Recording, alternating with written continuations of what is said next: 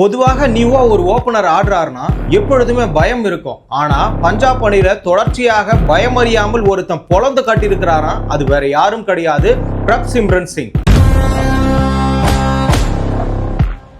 மயங்க் யாதவ் ஓவரில் பறந்த 6, 150 kilometre speed எங்க போச்சு?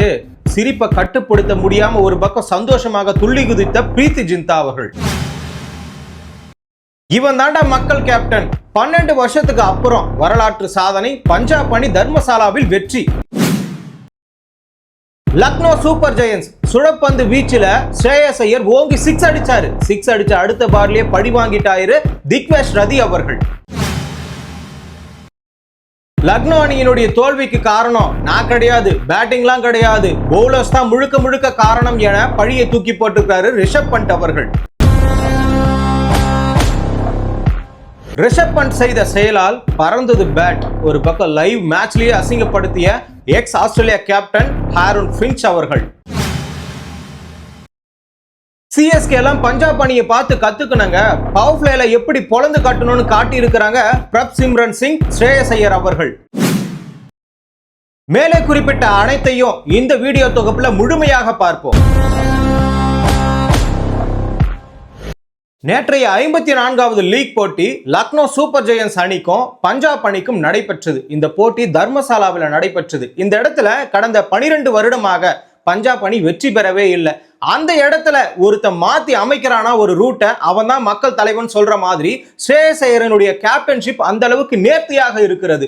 அப்படிதான் இந்த பஞ்சாப் அணியினுடைய வெற்றியை ஒரு பக்கம் கோப்பையை நோக்கி எடுத்துக்கொண்டு சென்றிருக்கிறார் இந்த ஸ்ரேயஸ் ஐயர் அவர்கள். நேற்றைய போட்டியில எல்எஸ்ஜி அணி டாஸை வின் பண்ணி ஃபீல்டிங்கை சூஸ் பண்ணிருக்காங்க. இதற்கு முன்பெல்லாம் பாத்தீங்கன்னா சஞ்சீவ் கோயங்கா என்ன பண்ணிருப்பாருன்னா திட்டி தீர்த்திருப்பாரு. கேஎல் ராகுல் கிட்டவே ஒரு ஏடாகுடமான ஒரு பேச்சு.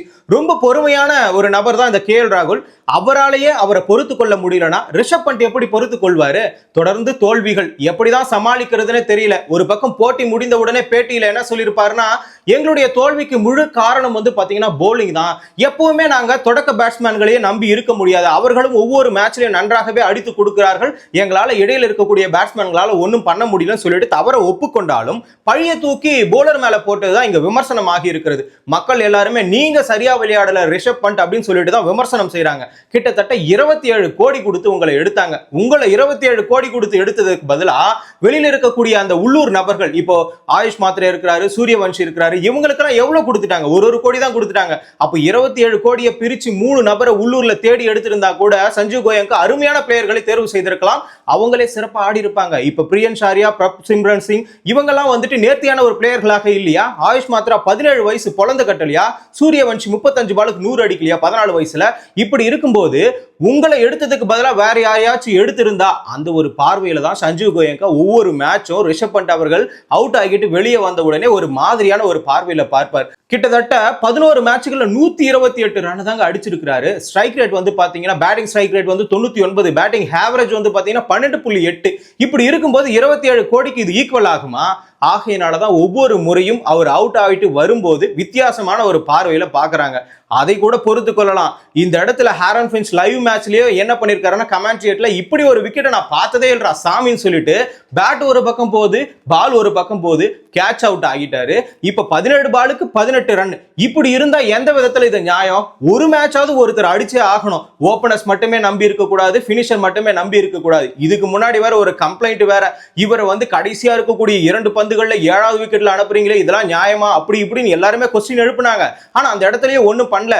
அவருடைய விருப்பத்தின் பேர்ல அவர் எந்த இடத்துல ஆடுறாரோ அந்த இடத்துலயே ஆட விடுங்கன்னு சொல்லிட்டு எல்லாருமே சப்போர்ட் பண்ணாங்க. ஆனா அவரால் எதுவுமே பண்ண முடியல. அவருடைய அணிக்காக அவர் போராடணும்னு நினைக்கிறாரு. 27 கோடி வாங்கிட்டோம்னு சொல்லிட்டு ஒரு பயத்தாலியா தான் அவரால் ஆட முடியல. டெல்லியில இருந்தப்பவே அவர் சுதந்திரமா இருந்தாரு, தன்னிச்சையாக செயல்பட்டாரு. ஏன்னா கோடிக்கணக்கில் பணம் வாங்கல, பணம் முன்னாடி நிக்கல. ஆகையினால தன்னிச்சையாக தானுடைய பேட்டிங்கை சுதந்திரமா ஆடினாரு. இந்த வாட்டி ஆடுற ஆட்டமா இது? அவருக்கு பயந்து இந்த வாட்டி நம்ம அவுட் ஆயிடக்கூடாதுன்னு சொல்லிட்டு நினைச்சிட்டு வாங்கின காசுக்கு எதனா பண்ணியே ஆகணும்னு சொல்லிட்டு தான் அவர் பயந்து அவுட் ஆயிட்டு போயிடுறாரு. ஆனா இந்த இடத்துல ஸ்ரேயஸ் ஐயரை பாராட்டி ஆகணும். ஒரு ரன்னுக்கு பிரியன் ஷாரியா அவுட் ஆயிட்டாரு ஃபர்ஸ்ட் ஓவர்லயே. அப்படி அவுட் ஆன உடனே யாரா இருந்தா என்ன நடக்கும்? இப்ப சிஎஸ்கே அணியா இருந்தா என்ன நடந்திருக்கும்? ஒரு விக்கெட் விழுந்த உடனே டெஸ்ட் மேட்ச் ஆட ஆரம்பிச்சிருப்பாங்க. அப்புறம் உருட்டிட்டு ஒரு 170 160 அடிச்சுட்டு எங்களால 180க்கு மேல சேஸே பண்ண முடியாது, நாங்க எப்படி 200 அடிக்கிறோம்ன்ற பேர்ல தான் இவங்க எல்லாம் பேட்டிங் ஆடி இருப்பாங்க. ஆகையினால தான் சிஎஸ்கே பிளேயர்கள்லாம் பவர் பிளேல எப்படி ஆடணும்னு சொல்லிட்டு இந்த ஸ்ரேயஸ் ஐயருடைய பஞ்சாப் அணியை பார்த்து கத்துக்கணும். கிட்டத்தட்ட இன்னும் அடிங்க. பிரப் சிம்ரன்லாம் சொல்லவே தேவையில்ல. ஒரு பக்கம் ஸ்ரேயஸ் ஐயரும் சப்போர்ட் பண்ணாரு. ஒரு விக்கெட் விழுந்துருச்சுன்னு யாரும் பயப்படல. அவர் பாட்டுன்னு அவர் அடிக்க ஆரம்பிச்சிட்டாரு. 30 பாலுக்கு 50 அடிச்சுட்டு 48 பாலுக்கு 91 ரன், 6 பவுண்டரி 7 சிக்ஸ் பொழந்து கட்டி தள்ளிட்டு அவர் பாட்டு போயிட்டே இருக்காரு. ஒரு நியூ பிளேயர், அன்கேப்டு பிளேயர், எப்படி விளையாடணும், யாரை பார்த்தாலும் பயப்படணுமா? இல்ல புது பவுலர் வந்திருக்காங்க, இப்போ வந்து மயங்க் யாதவ் வந்திருக்காரு, சோ இவருடைய ஓவர்ல நம்ம எப்படி ஆடணும்லாம் யோசிக்கவே இல்லை. என் வேலைன்னா இப்ப ஸ்ரேயஸ் ஐயர் எனக்கு என்ன வேலை கொடுத்திருக்காரு, அதை தான் வந்து போட்டி முடிந்தவுடனே பேட்டியில ஸ்ரேயஸ் ஐயர் கூட சொல்லியிருப்பாரு, நான் என் வீரர்களுக்கு அசாத்தியமான ஒரு ரோலை கொடுத்திருக்கேன், அவங்க அந்த ரோலை மட்டும் பினிஷ் பண்ணா போதும், வேற எதுவுமே வேணாம். அதுவும் இல்லாம தத்ரூபமாக போலிங்ல மாத்தி மாத்தி கொடுத்திருக்காரு நம்முடைய ஸ்ரேயஸ் ஐயர். அதெல்லாம் பின்னாடி பார்ப்போம். தொடக்கத்துல இந்த பிரப் சிம்ரன் 91 ரன்கள் அடிச்சு அன்கேப்டு பிளேயர் நிரூபிச்சிருக்காரு. அதுவும் நம்ம ஸ்ரேயஸ் ஐயரும் சப்போர்ட் பண்ணியிருக்காரு. 25 பாலுக்கு 45 ரன் கூட சப்போர்ட் பண்ணதுனால ரன்கள் எங்கேயோ போயிட்டு குவிஞ்சிருச்சு. 20 ஓவர்ல 236 ரன்கள், அதுவும் இல்லாம 5 விக்கெட் தான் இழந்திருந்தாங்க. இடையில ஸ்டோனிஸ் கூட 5 பாலுக்கு 15, ஒரு பக்கம் வந்து சுஷாங்க் சிங் 15 பாலுக்கு 33, வதேரா கூட 9 பாலுக்கு 15 ரன்கள் குவித்திருந்தார். இந்த மாதிரி ஒரு பேட்டிங் ஆர்டர் இருக்கும் பொழுது 236 அடிச்சுட்டு 237 அடித்தால் வெற்றி என்ற இலக்குடன் எல்எஸ்ஜி அணி ஆட ஆரம்பிச்சது. ஆட ஆரம்பிச்ச ஃபர்ஸ்ட் ஓவர்ல ஹர்ஷிப் சிங் ஒரு பக்கம் போலிங் வீசுகிறார். அந்த போலிங்ல என்ன ஆச்சுன்னா ஃபர்ஸ்ட் ஓவர்ல ஸ்விங் ஆச்சு. சரி, இந்த ஸ்விங்கை கணிச்சு ஒரு பக்கம் மார்ஷ் வந்து அவுட் ஆயிட்டாரு. மார்ஷ் வந்துட்டு போயிட்டு ஹைட்டான கேட்ச் ஏத்தி விட்டு வதேரா பிடிக்கப்பட்டு அவர் வெளியேறிட்டாரு. இருந்தாலும் அப்பவே பவர் பிளேலே 3வது ஓவருக்கும் அந்த ஹர்ஷிப் சிங் வர வச்சு ஸ்ரேயஸ் ஐயர் பிளானை போட்டிருக்காரு. ஏன்னா இந்த இடத்துல ஸ்விங் ஆகுது, சோ இவருக்கு தொடர்ச்சியா கொடுக்கும் பொழுது நம்ம பூரானோட விக்கெட்டை எடுக்க முடியும். ஸ்ட்ராட்டஜினா இந்த 3 பேரை தூக்கிட்டா இங்க டாப் ஆர்டர் தவிர வேற எந்த ஆர்டருமே ஆடுறது இல்ல, ஆகையினால இவங்களை தூக்கிட்டா நம்மளுக்கு பிரச்சனையே கிடையாதுன்னு சொல்லிட்டு தான் ஸ்ரேயஸ் ஐயர் பிளான் போட்டு அந்த தொடக்க வீட்டு ஆட்டக்காரர்கள் எல்லாருமே தூக்கிட்டாரு. பூரானா அவுட் ஆயிட்டாரு. எல்லாருமே ஹர்ஷிப் சிங் ஓவர்ல தான் அவுட் ஆகி இருக்காங்க. இந்த மாதிரி பஞ்சாப் சைடுல ஹர்ஷிப் சிங் செமையா செயல்பட்டாலும் ஒரு பக்கம் மயங்க் யாதவ் அந்த பக்கம் மிகப்பெரிய ஒரு பவுலர், 159 ஃபாஸ்ட் போடக்கூடியவர். அப்படி இருக்கக்கூடிய நபர் ஒரு பக்கம் கண்ட்ரோல் வேற இருக்கும். ஃபாஸ்டா வந்து என்ன நிறைய பிளேயர்ஸ்லாம் ஃபாஸ்டா போடுறாங்க, அவங்க கிட்ட கண்ட்ரோல் இருக்காது. உமேஷ் யாதவ் கூட ஃபாஸ்டா போடுவார், ஸ்விங் இருக்காது. ஆனா மயங்க் யாதவ் கிட்ட ஸ்விங் இருக்கும் பிளஸ் ஃபாஸ்ட் இருக்கும். அப்படி இருக்கும்போது இந்த இடத்துல அவர் 60 ரன் கொடுத்திருக்காரு 4 ஓவருக்கு 0 விக்கெட். இன்னொரு பக்கம் 57 ரன் கொடுத்திருக்காரு ஆவேஷ் கான். இப்படி 4 ஓவருக்கு அவரும் கொடுத்துட்டாரு. 4 ஓவருக்கு 2 பேரும் சேர்ந்து இவ்வளவு ரன் கொடுத்தா ஒரே ஒரு விக்கெட் கூட எடுக்கல. இதனாலதான் ரிஷப் பண்ட் கூட என்ன சொல்லியிருப்பாருன்னா, இந்த மொத்த தோல்விக்கான காரணம் யாருன்னு பாத்தீங்கன்னா போலர்ஸ் மட்டும்தான். 236 கொடுத்தா பேட்டிங் வந்து அதை நெருக்கடியான ஒரு நிலையில அதை ஆட ஆரம்பிப்பான். அப்ப எப்படி நாங்க அடிக்கிறதுன்ற ஒரு பேர்ல தான் அவர் பேசி இருந்தாரு. அப்ப முன்னாடியே நீங்க பிளான் பண்ணி கொடுத்திருக்கணும், யாருடைய ஓவர் கொடுத்தா எது கரெக்டா இருக்கும், ஸ்ரேயஸ் ஐயரை எந்த விதத்துல தூக்கலாம். நீங்க இந்தியாவோட ஒன்னா தானே ஆடுறீங்க, அப்ப அவருடைய வீக்னஸ்லாம் உங்களுக்கு தெரிஞ்சிருக்கும். அப்படி தெரிஞ்சிருந்தா அவரை விக்கெட் எடுக்க முடியல. சஞ்சீவ் கோயங்கா என்ன பண்ணுவாரு, அங்கிருந்து முறைக்க தான் செய்வார். அவருடைய பார்வையே வேற மாதிரி இருக்கு. ஒரு ஓனர்னா இப்போ இது தொழில் ரீதியான ஒரு கிரிக்கெட் தான், இது ஒன்று இன்டர்நேஷனல் இந்தியா அளவு தமிழ்நாட்டுக்காக ஆடுறது யாரும் கண்டுக்காம இருக்கிறதுக்கு இல்ல. ஆனா அந்த இடத்துல சஞ்சீவ் கோயங்கா ஒரு தொழில் ரீதியாக நான் பணத்தை கொடுத்து 27 கோடிக்கு வந்து அவர் எடுத்திருக்கிறேன், ஆகையினால அவர் ஏன் கண்ட்ரோல்ல இருக்கணும்னு நினைக்கிறது மிகப்பெரிய தவறு தான். அந்த இடத்துல தொழில் ரீதியா ஒரு தொழிலாளி எப்படி அணுகணுமோ அந்த மாதிரி தான் அணுகணும். அவர் முறைச்சிட்டே இருந்தா அவர் மட்டும் எங்க இருந்து அடிப்பாரு. சோ அந்த வகையில பார்க்கும் பொழுது இந்த எல்எஸ்ஜி அணியோட ரன் ரேட்ல அதிகமா கொடுத்திருக்காங்க. பவர் பிளேல அதிகமா கொடுத்தது யாருன்னு பார்த்தா ஃபர்ஸ்ட் இடத்துல எஸ்ஆர்எச் அணி தான் இருக்கு 10.65.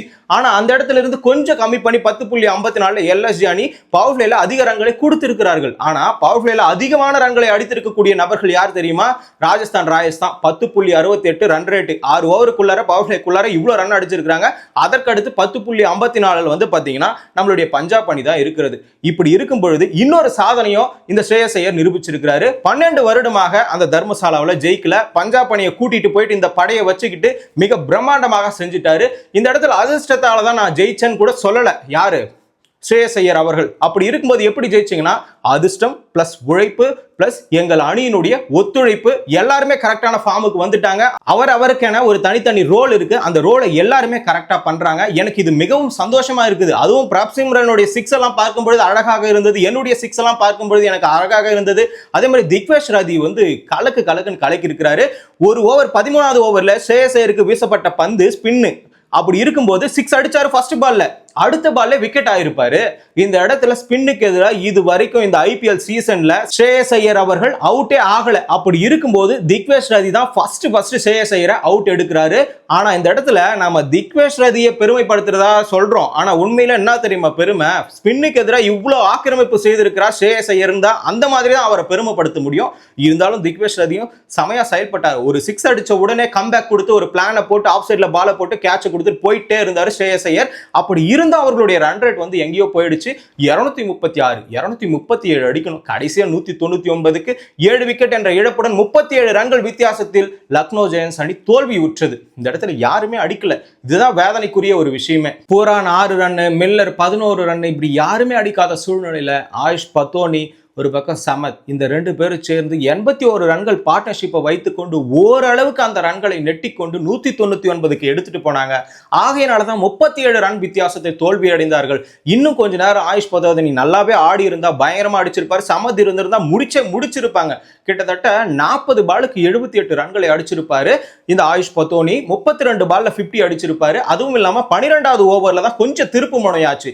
2 6 2 4 அடிச்சு 21 ரன்களை வந்து அந்த இடத்துல குவிச்சிருப்பாங்க இந்த ஆயுஷ் பத்தோனி. அதுக்கப்புறமா சாஹல் ஓவர்ல ஒரு 2 6, 15வது ஓவர் ஸ்டோனிஸ் போட்டிருப்பாரு ஒரு 17 ரன். இந்த இடத்துல அதிகமான ரன்கள் வந்த உடனே அவங்களுக்கு ஒரு உற்சாகம் வந்திருக்கும். அந்த இடத்துல கொஞ்சம் விக்கெட் விடாம காப்பாத்தி இருந்தா, நிக்கோலஸ் பூரன் ஒரு 50 ரன் அடிச்சு கொடுத்திருந்தா கண்டிப்பா 237 கூட பீட் பண்ற ஒரு நிலை ஏற்பட்டிருக்கும். இப்ப இருக்கக்கூடிய சூழ்நிலை ஐபிஎல்ல 230 250 அசாத்தியமாக அடிக்கக்கூடிய ஒரு ரன்னாக தான் இருக்கிறது. அந்த அளவுக்கு பிச்சை ஏற்பாடு செய்யறாங்க. அதுக்கு முன்னாடி காலகட்டம் 200 வந்து மிகப்பெரிய ஒரு விஷயம். ஆகையினால இப்பொழுது 230 ஒரு அசால்ட்டான ஒரு விஷயம் தான். 4 பிளேயர் ஓபனர்ஸ் அந்த இடத்துல இருந்திருந்தா கண்டிப்பா பினிஷ் ஆகிடும். அந்த வகையில பார்க்கும் பொழுது எல்எஸ்ஜி அணி இந்த இடத்துல தோல்வியுற்று மிகப்பெரிய ஒரு வருத்தத்தில் உள்ளது. தொடர்ந்து இப்ப நடைபெற போகிற 3 போட்டிகளை ஜெயித்தாதான் அவங்களுக்கு பிளே ஆஃப். ஆனா இந்த இடத்துல பஞ்சாப் அணி 4வது இடத்துல இருந்து 11 போட்டிகளில் 15 புள்ளிகளை பெற்று 2வது இடத்திற்கு சென்றிருக்கிறார்கள். அதே மாதிரி ஸ்ரேயஸ் ஐயருடைய மிகப்பெரிய ஒரு உழைப்பு தான். அதற்கு முன்பாக ஒரு பக்கம் கொல்கத்தால இவரை ரிட்டன்ஷனே பண்ணல. அப்படி இருக்கிற பட்சத்தில் இவரும் ஓபனா சொல்லிட்டாரு, என்ன வெளியே விட்டுருங்கன்னு சொல்லிட்டு. அவருக்கு பதிலாக தான் வெங்கடேஷ் ஐயரை தக்க வச்சாங்க. ஆனா இவர் ஈக்குவலுக்கு செயல்படுறாருன்னா கண்டிப்பா கிடையாது. ஸ்ரேயஸ் ஐயர் ஒரு கிளாசிக்கான ஒரு பேட்ஸ்மேன். 3D டைமென்ஷன் அது கேப்டனாவும் செயல்படும். ஒரு பக்கம் ரன் அடிக்கும், ஆக்ரோஷமாவும் இருக்கும். அதெல்லாம் யாராலுமே கண்ட்ரோல் பண்ண முடியாது. வருங்கால இந்தியாவினுடைய கேப்டன் என எல்லாருமே புகழாரம் சூட்டி இருக்கிறார்கள். அந்த வகையில தான் அவருடைய கேப்டன்ஷிப்பும் தற்பொழுது நடைபெற்று கொண்டு இருக்கிறது. என்ன ஒரு உத்வேகம்! ஸ்பின் நல்லா செயல்படுதுன்னு சொல்லிட்டு ஹர்ஷிப் சிங்கை கண்டினியூவா 3வது ஓவர் போட வச்சாரு.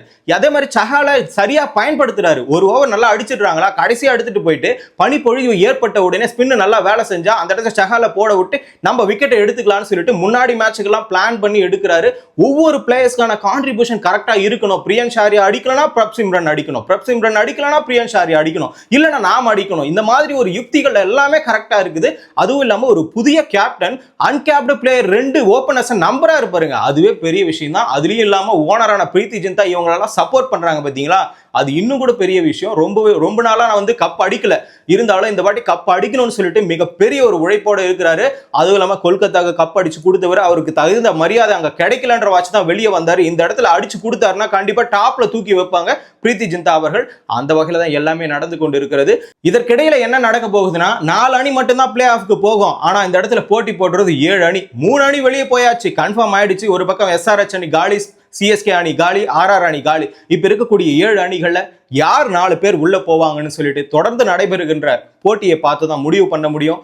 உங்களுக்கு அடுத்தடுத்து நடக்கிற ஐபிஎல் போட்டிகளுடைய நிகழ்வுகளை தொடர்ந்து தெரிஞ்சுக்கணுமா? தமிழரசன் பாரிவள்ளல் சேனலை சப்ஸ்கிரைப் பண்ணுங்க. நன்றி, வணக்கம்.